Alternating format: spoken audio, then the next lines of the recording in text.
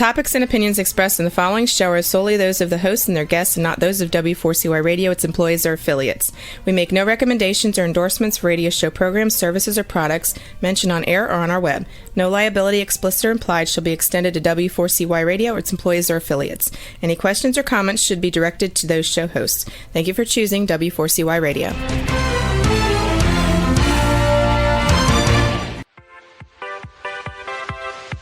Welcome to the Ask Good Questions podcast, broadcasting live every Wednesday, 6 p.m. Eastern Time on W4CY Radio at W4CY.com. This week and every week, we will reach for a higher purpose in money and life, as well as a focus on health and wellness. Now, let's join your host, Bonita Bell-Andersen, as together we start with Asking Good Questions.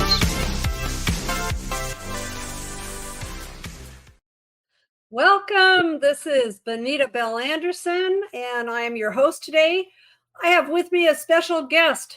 His name is Dean K. Piper, and I'm going to give you a little bio on this guy. He's an influencer, an international radio personality, an on-air talent, and podcaster. He's a featured creator, a master marketer, a publicist, a promoter, a published author, a speaker, a coach, and a trainer. He was named number 2 ranked podcaster on Apple and was recently invited as a celebrity talent on Cameo. He's been featured in the news, on the radio, in multiple newspapers and magazines, and on broadcast television. And he describes himself as a positive, ambitious, highly energetic, persistent, persevering, spontaneous metalhead, punker, hippie, skater, surfer, youthful chameleon, professional businessman. Thriving on passion, he lives life to the fullest while experiencing a variety of active interests. He is the Pipeman, and it has been said of him that he is a hybrid of Tony Robbins, Batman, and Howard Stern. The Adventures of Pipeman has received many awards and media features and has been ranked for multiple categories on one of the top 6 live radio shows and podcasts in the world. Besides that, there is the Pipeman Radio Tour, where he travels in the country and the world doing press coverage. When does this guy have time?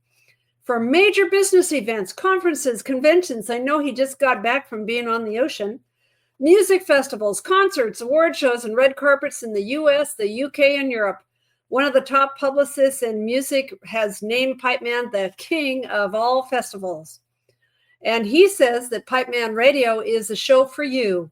It is many things. It's informative, it's professional, it's motivational, it's inspirational, it's enlightening, it's controversial, it's music, it's shocking comedy, but most importantly, it's just plain fun. And that's what we intend to have today with Dean K. Piper. I'd like to welcome him now. Hello. And Hello. I just have to tell you that it sounded to me like you looked up every one of my personalities, because I kind of have multiple personality disorder, and you just read off about all of them. I know. Well, it makes you more interesting, but I'm really seriously going, how in the heck do you find time to do all that stuff? I don't. Like, literally, I think that week I was doing radio coverage on the ocean for Shipwrecked. If I got 2 hours a night sleep, that was a lot. See, Dean, that's going to catch up with you eventually. Well, it hasn't so far, and I can still outdo my kids and my grandkids. And listen, I got plenty of time to sleep when I'm on the other side. Okay, got it. Well, we're going to talk about a scintillating topic today in the financial industry about choosing an advisor. Now, I think we're going to try to make this as fun as possible, but I'm going to tell you briefly, before I have you tell your story, I'm going to tell briefly my story. It's been about 25 years ago that I went through a horrific divorce and completely upended my life, and I ended up going into financial services. I would have never been in this industry. It wouldn't have been for that complete left turn in my life.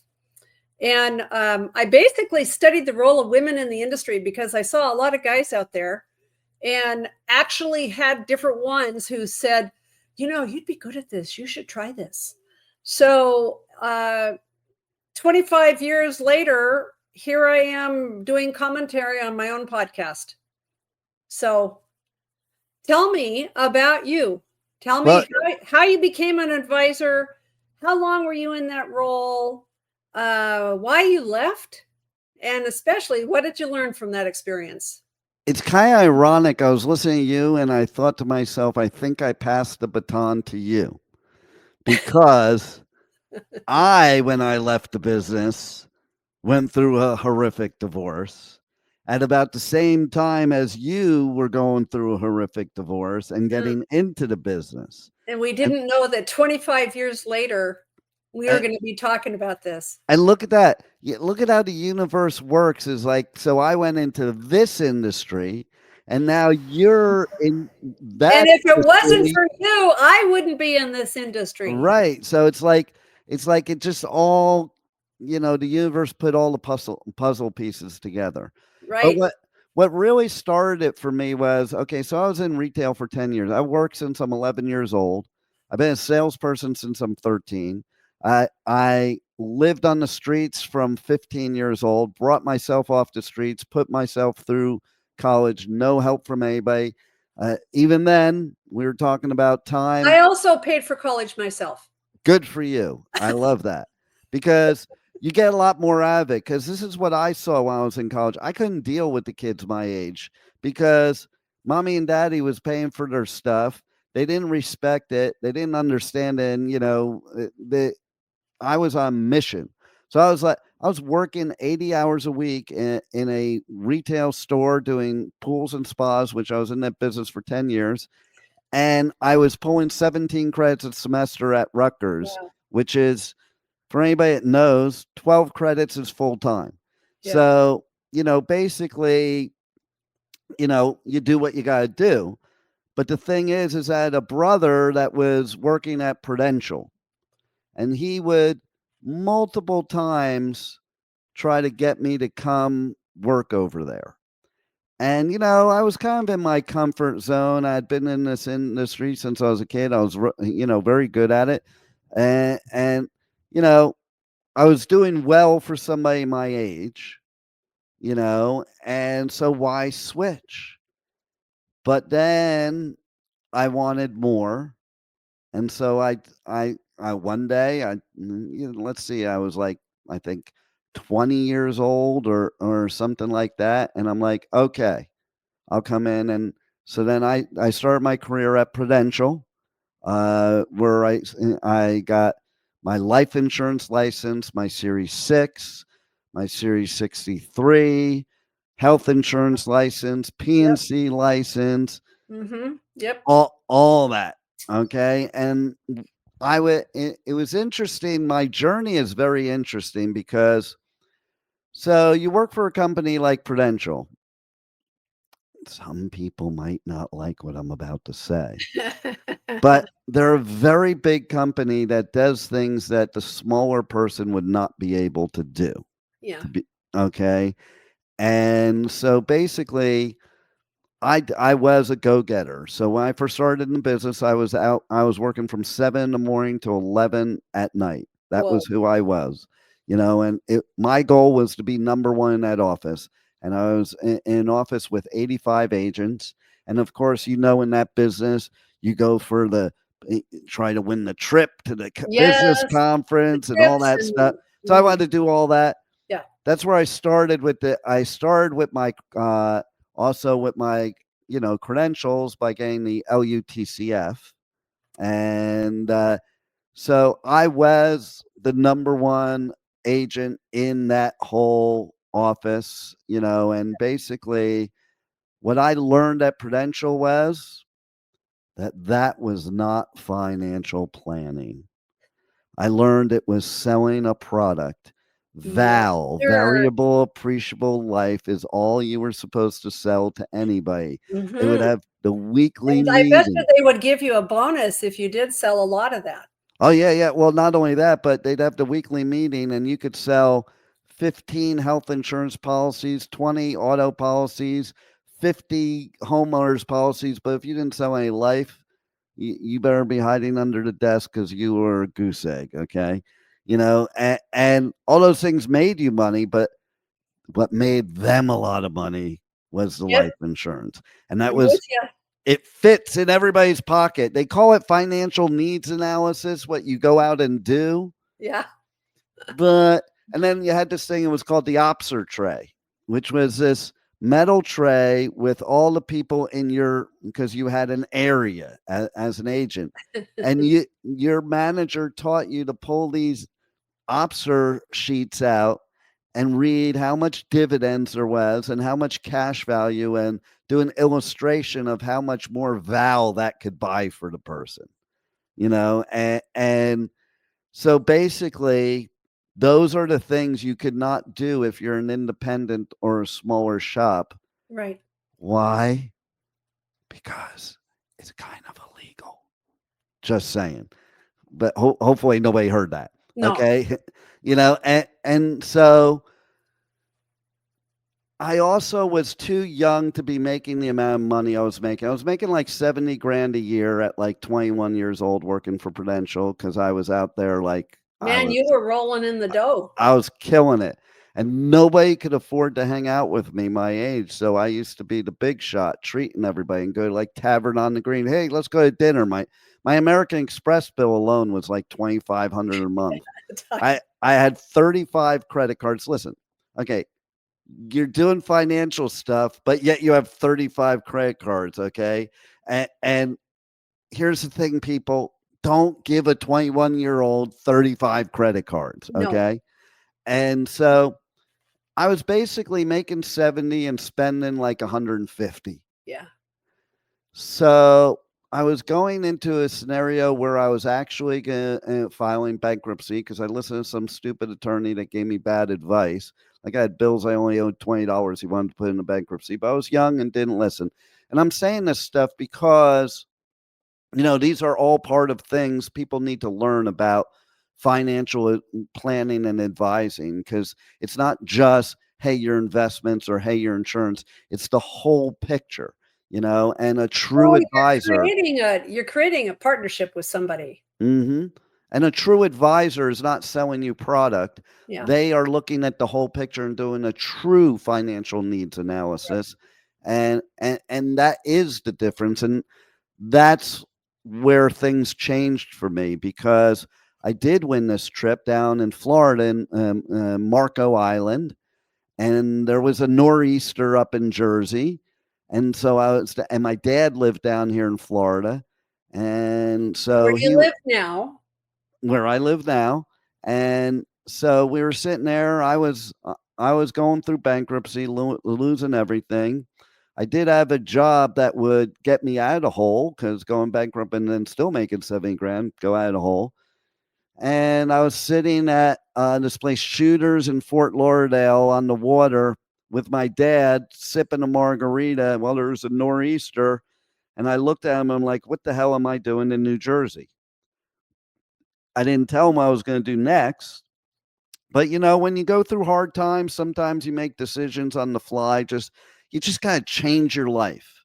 Yep. Because sometimes that's what gets you in a different direction. Well, for me, it was completely rethinking my life and what I wanted to be in the future. Yeah. And I remember very specifically, I went back to New Jersey, and my sales manager at Prudential, he wanted me to do this deal that would have made me $100 grand in commission. And my district manager wanted me to do it too, but it was basically replacing insurance, and not in the right way. And I refused. And they told me if I did not do it, that they would have to let me go. Oh, wow. And I told them, don't bother. Have a nice day. And I got in my car and I drove to Florida. Wow. And so basically. But you had your integrity intact. 100%. I mean, that would have changed my life, that sale. That would have changed my life drastically. Okay. And we can't see if we're looking at the tree, we're not going to see the forest. And so basically I was looking at the forest, and yes, I want to sleep at night. And yes, I don't want to go to jail, because that could potentially happen. Mhm. Yep. And I'm going to be the fall guy for sure.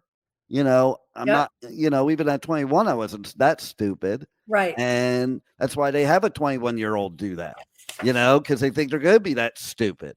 And so anyway, what happened was, the minute I left there, and this is practice that was done all the time. This is the first time I've told this part of the story and like revealing what really goes on. But basically, Dean, you found out who really owns the clients.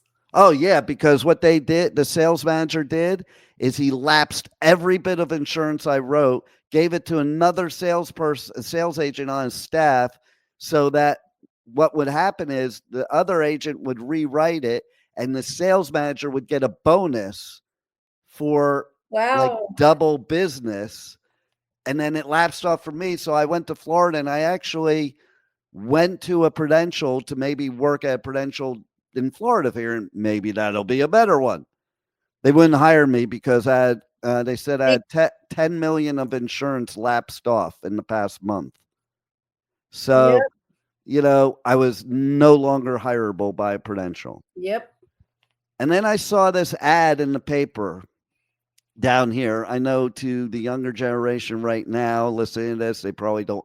I'm speaking like a foreign language right now, because there was a time where that's how we got jobs. We went and got the paper and looked in the classified. Yeah, like what's that? And I saw this ad that said make 125,000 plus, blah blah blah blah blah. I don't even care what the rest of it said.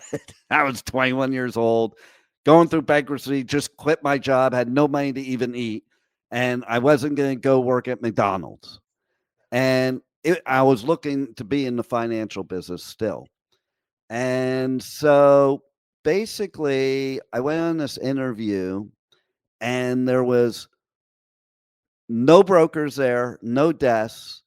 There's these 3 owners, and they're telling me how I'm going to make 20 grand a month. And they show, like sometimes what you see in the movies, they show me their W-2s from the year before. They made $1 million. What this whole product thing. was it? It was a commodity firm. Oh boy. Yeah, but a legal one, not a Okay. licensed. So right.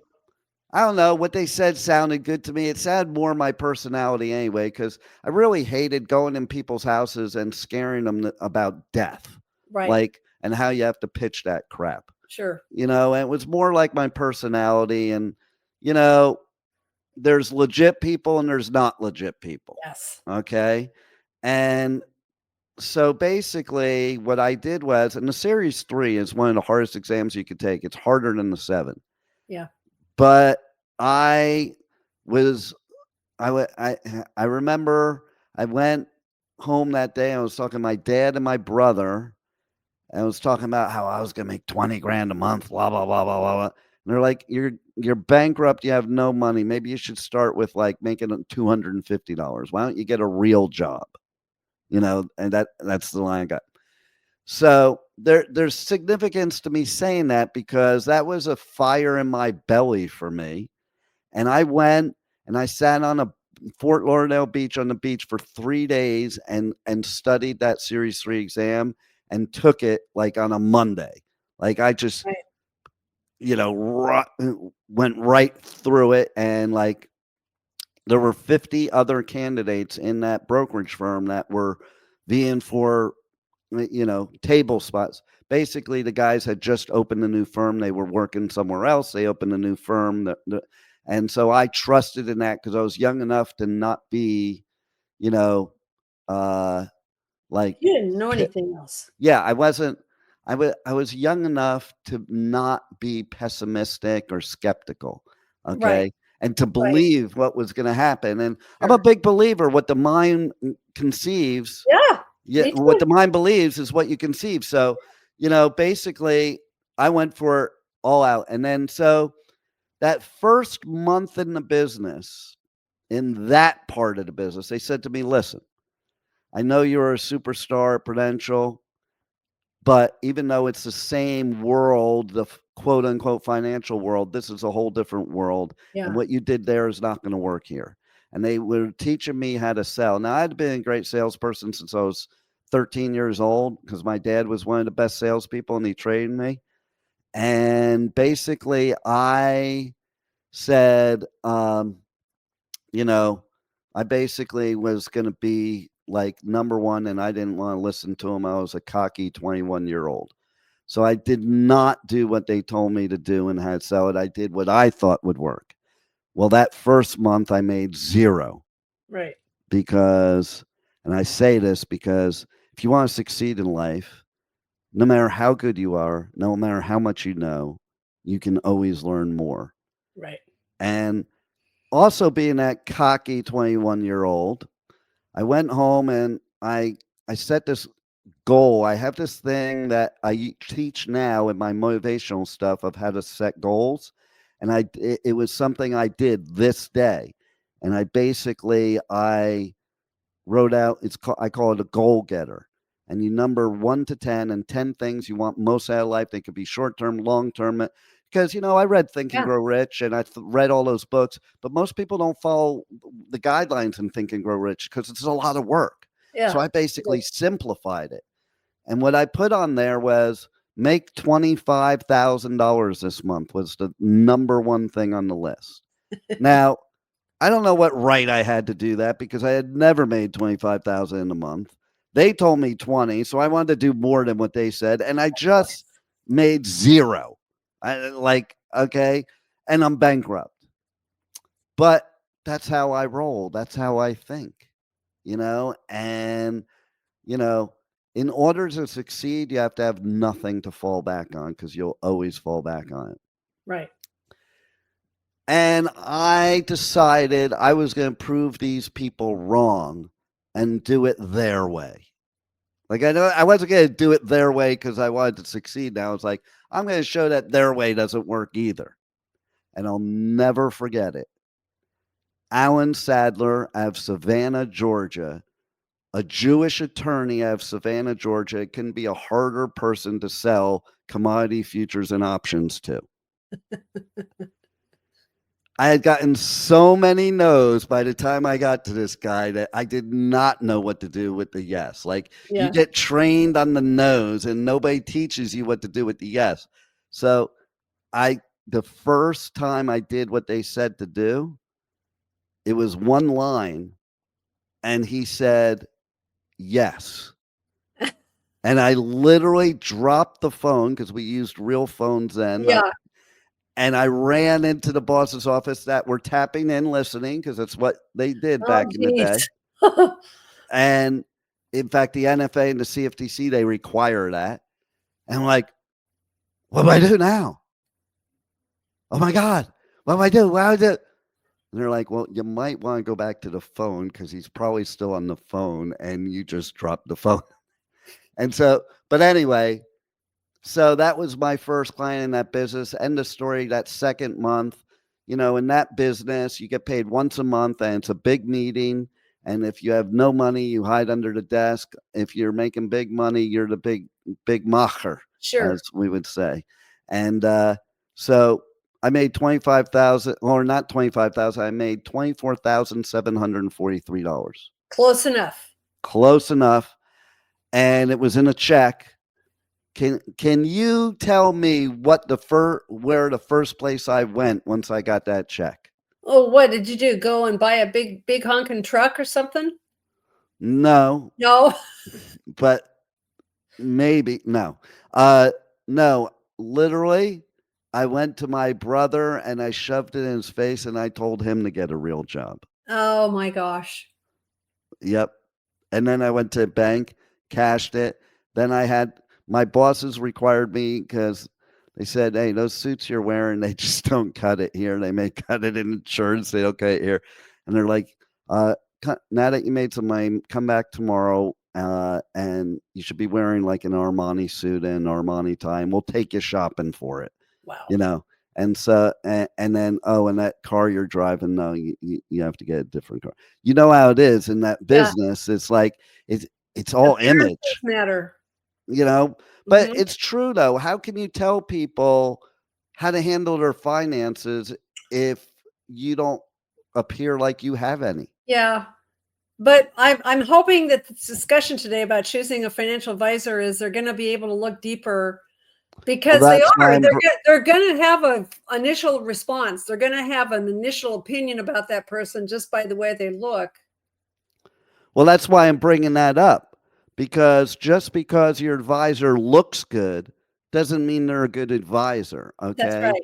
That's right. So now that wasn't enough for me, not the looking good, but you should look good because people are it's first impression. Right. But that's not all. You do have to dig deeper. That's why I had gotten 15 licenses and 4 professional designations.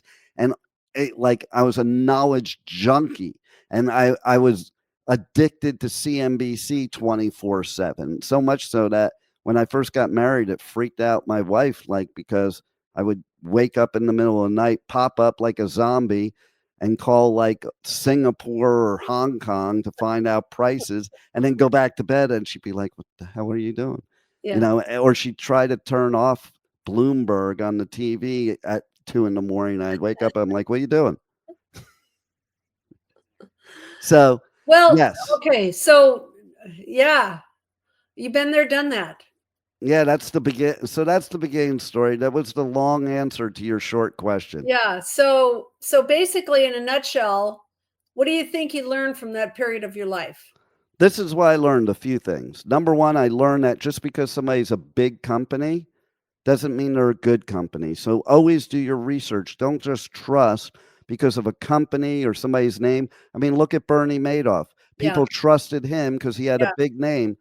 I was just saying to somebody the other day, I don't get it. All you had to do is look at the statements and they looked fake. I know. Okay? He was printing them upstairs. The printing press was upstairs from his office. Exactly. So that's part of what I'm bringing up is like, you got to look at all the details. You got to look at all the little things. You have to be your own advocate because they're not going to be your advocate. Right. You have to do your research completely, because at the end of the day, it's your money. Right. And you want to make sure that it's being handled by somebody that cares. So that's another thing that I got out of it. Like, I became somebody that cared. There's not a lot of people sometimes in that business that care, and you need somebody that cares, that they'll treat your money as if it were their own. What I also learned from that whole experience there is that, it was better to be independent so you could actually choose products for your clients. Yeah, that's why I went independent. Fit the client. Yep. Not selling them a product, but actually getting to know your client more than just the financial needs analysis. But what are their goals? What are they looking to do? What stage of life are they in? There's so many variables that come into play. And then creating a custom portfolio that fits their needs and their needs alone, because their needs are going to be different than every other person out there. Yeah. And so that's the big thing I learned through the whole process was there's some things, even the investments that some people look down upon, they may be good for certain types of people. Yeah. Everybody's different, and what their needs are. So you need somebody that is experienced and has the ability, okay, this is a big one for me, has the ability to provide any type of product to you. So in other words, if you're dealing with a financial advisor that only sells insurance, they're not going to be able to handle your other types of investments. So they're probably not going to tell you to do them.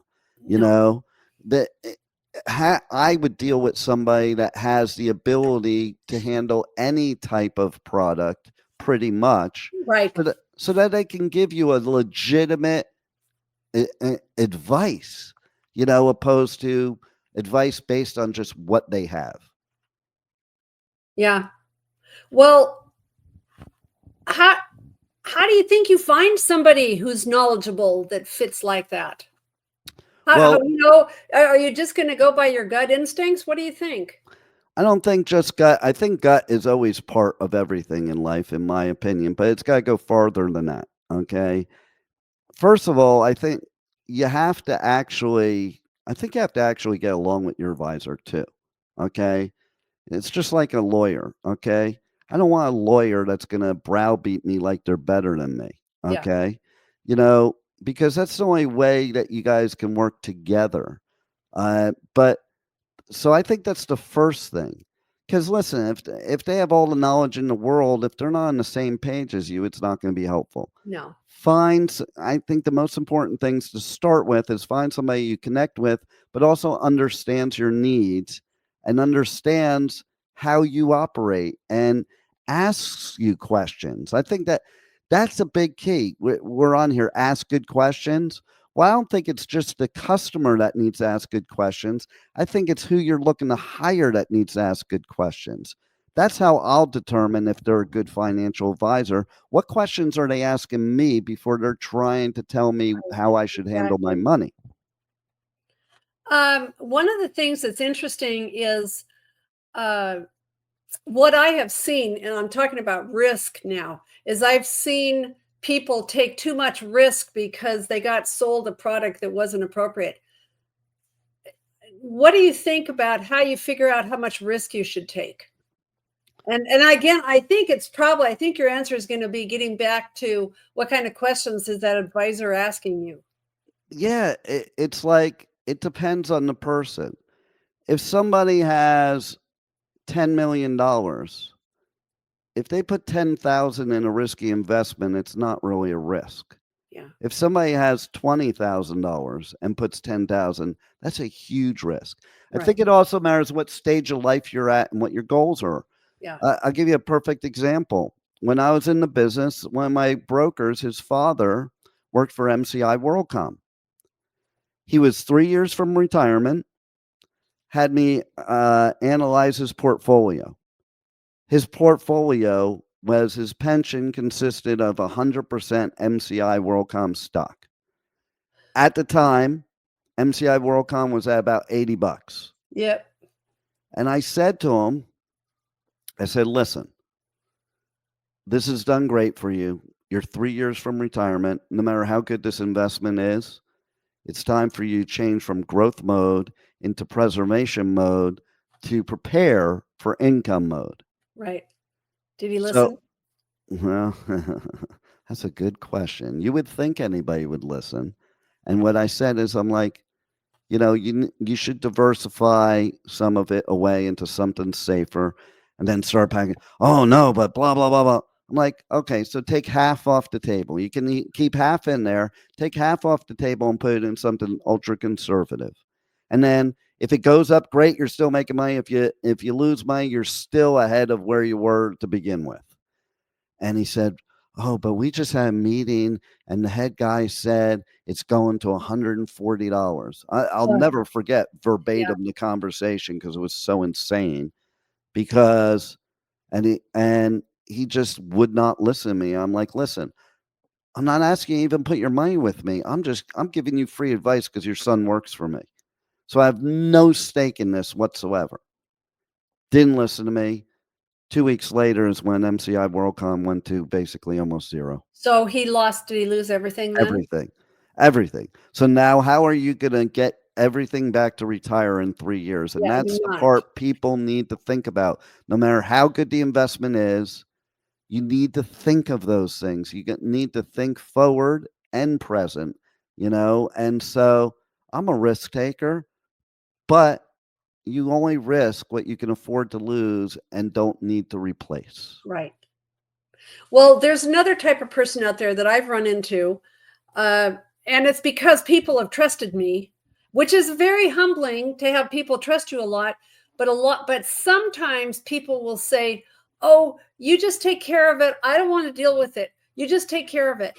Well, if you're a reputable advisor, that might be okay. But if you're not, What do you say to somebody who says, I don't have time, I want to be completely hands off of my investments? Well, part of my answer to that is even though I had power of attorney because I was an RIA and a CTA and I didn't have to ask permission, I always talked to them.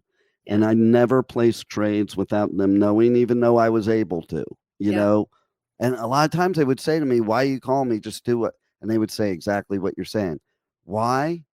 Because number Because one, I don't think you should give somebody that much control. Again, we could use the Bernie Madoff example, yeah, you know, because at the end of the day, it's your money.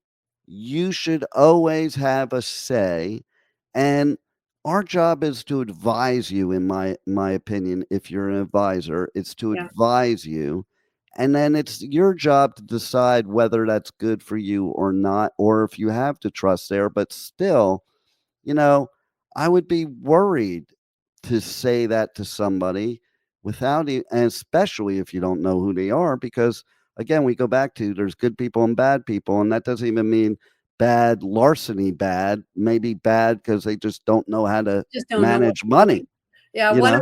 one of my favorite things just about life in general is that you need to be 100% responsible for yourself. Mhm. And that is completely not being responsible for yourself. So you may want to be hands off, but but I like what you said. You've got to still connect with the advisor, have some knowledge of what's going on and why you're doing it. There's some people that only talk to their advisor once a year. Yeah. I think that's insane. Yeah. I wouldn't wanna do that as the advisor, and I never did. That's the point, is, like, how much does your advisor care if he's only talking to you or she's only talking to you once a year, you Right. know? Right. And I go back to that word care, because Yeah. I could tell you one thing, when I was in that business, I cared about other people's money way more than mine. Yeah. Well, can you think of anything else? I mean, I'm thinking about some of the things. What are the risks of getting it wrong? I'm thinking of advisors who might have like conflicting interests Mm. or questionable credentials. Do you have any thoughts about advisors that just maybe this leads into checking their credentials, make sure they're on the level? Well, that's an interesting subject too, and to talk about the first thing, that goes back to what I was saying before, okay? It is the same thing, you know, it's you just have to know who you're dealing with, number 1, Mhm. and if they're selling products, but not other products, that's something you have to take like, that's where that conflict of interest comes from, Yeah. because listen, I'm gonna be blunt. If I'm an advisor and I only handle Fidelity and, you know, whatever else funds, as an example, and you say, "Well, what about blah, blah, blah fund?" If I don't handle it, I'm gonna talk you into the one I have. Right. I mean, let's call it what it is. Advisors are looking to make money, and they Yeah. should make money Yeah. if they're doing the right thing. There's nothing wrong with an advisor making money. But in the scenario of, you have to think about, are they giving you the advice because it's the best advice or the For best you. advice of what they have to offer? Which leads me into the next thing. And that is, you know what I see a lot is people going out on Google and looking and seeing articles about, well, you should only deal with a fiduciary. And I'm a fiduciary, but what do you think Pretty much about that every whole thing? licensed person is. Yeah. Well, what's interesting is that somebody that I know has no idea what they're even talking about and saying, well, are you a fiduciary? They don't even, how do you think people should, what do they need to know about that whole term of being a fiduciary? Well, first of all, just because you're a fiduciary doesn't mean you're actually legit. You know, I mean, just to be blunt, you have a fiduciary responsibility. It doesn't mean you actually exercise it. Let's say that Right. first. Right. I also want to mention too, we were talking about credentials. So there's somebody that I think is one of the most amazing speakers there is that speaks on financial stuff, but I think she's great as a speaker. I think the advice she's given people is garbage. Okay. But Okay. people swear by her. She's not even licensed. So, people, Yeah. here's something you have to understand. There's people that are licensed, registered advisors, and there's people that sell programs on how to invest. Yeah. They are not the same. Yeah. Okay. That's right. There's those that do and those that teach. Okay. And so if they're selling you a program, they're not giving you they're not doing any favors, and they're certainly not being your fiduciary. That's for Right. sure. And the point is, not only because of the regulations, but because, listen, there's certain things, if you're in a regulated business, that if you're licensed, you can't say that somebody that's not licensed can say. So somebody can get up there and be a speaker and say, hey, all you have to do is buy low and sell high and you'll make money. But it's a lot deeper than that. Right. Okay. That's pretty obvious. And some of the advice these people give doesn't take certain things into account. Okay. One of those things is sometimes you won't get a fill. So they could say, oh, yeah, all you have to do is buy it at 25. But there's times that maybe there's not a market for it and you won't be able to buy it there. Or they show you their charts of how much money they made. That's called paper trading. I've never met a paper trader that lost money. I can tell you right now. I did meet a lot of money managers that had long, great track records. As soon as I put money into their thing, it lost money, and I couldn't understand why. Dean, we Yeah. could probably go on for a couple hours, I but know, we're right? running out of time. Yes. I want your bottom line thinking about how advisors get paid. I think 100% is somebody that sold pretty much everything there is, that the advisors you should be dealing with are people like you, people that Meaning make, that, like, I call myself a fee-based. It's a flat yes, fee. Flat and that's fee. what I was going to say, fee-based. Right. The reason being, okay, so you have fee-based and you have commission-based. Commission-based, I'm telling you right now, every single broker that sells commission-based are going to sell you based on the commission, not based on the product. Right. Okay, so if they Based have, on how much they're going to get. yep, And you have, I hope that they would be good, ethical people. But sometimes that's hard. and maybe they're not being unethical, they just don't know better either. And Yeah. this is what they have. Yeah. You only know what you know. Right. But they also need to make their car payment. Okay. Yeah.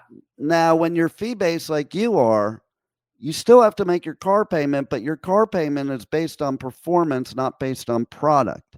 Okay. Yeah. So you're in it with the client. Okay. If the client loses money, you lose money. If the client makes money, you make money. Why is that? Because you're getting a percentage of the assets. You So, make me think of a big firm that does a lot of marketing that says just that. We do better when you do better. yeah, see that?